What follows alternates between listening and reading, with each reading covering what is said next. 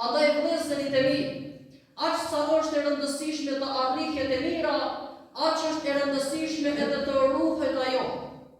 Njëra nga pasojat më të mëdha që e godet njerëzimin dhe që e bën që Allahu i madhëruar të zemërohet dhe t'ia marrë mirësitë njerëzimit, është pasoja e gjunaheve që ka bën njeriu.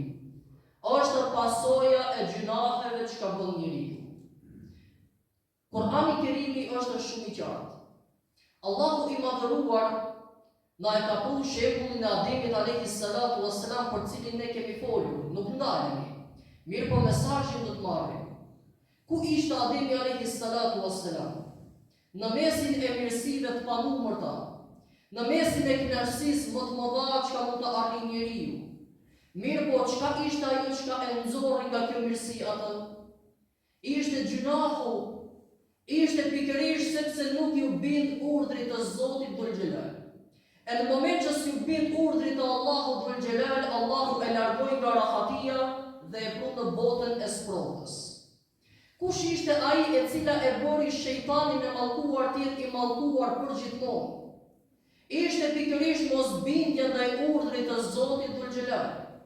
Kur ai ju tha krijesave të veta bini në sejdë Ademit si sheh respekti, është urdhër i imi, ato u përulën fasajadu illa iblis. Përveç shejtanit të mallkuar dhe ai u bën nga të mallkuari. Pse? Nga se nuk ju bind urdhrit të Zotit, pra gjunahu e bëri përsëri që ai të fitojë mallkimin e Allahut.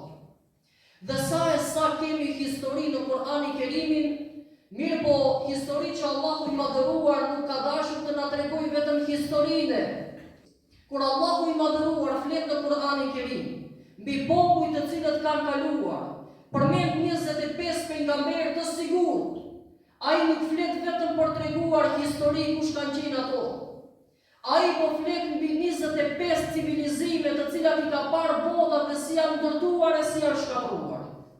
Pra ato kanë ardhur, janë ngritur, janë fuqizuar dhe pastaj në një moment caktuar janë shkatruar. E Allahu na i përmend këto civilizime pse? Në mënyrë sepse ligjet të cilat kanë vlerë në atë kohë për ndërtimin e tyre dhe ato ligje të cilat i kanë shkatruar ato, pikërisht ato ligje vlen dhe janë aktuale edhe në ditët e sotme.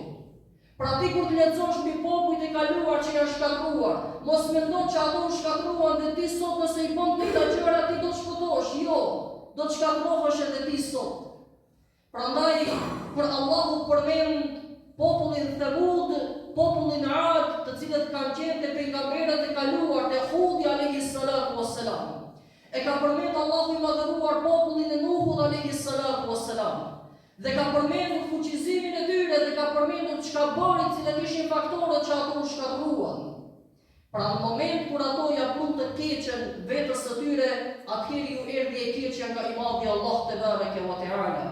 Ishin gjunahët ato që i kanë shkatruar civilizimet e kaluara, popujt e kaluara, kur e kanë tepruar në gjunahe, atëherë Allahu ka punë shkatrimin për to.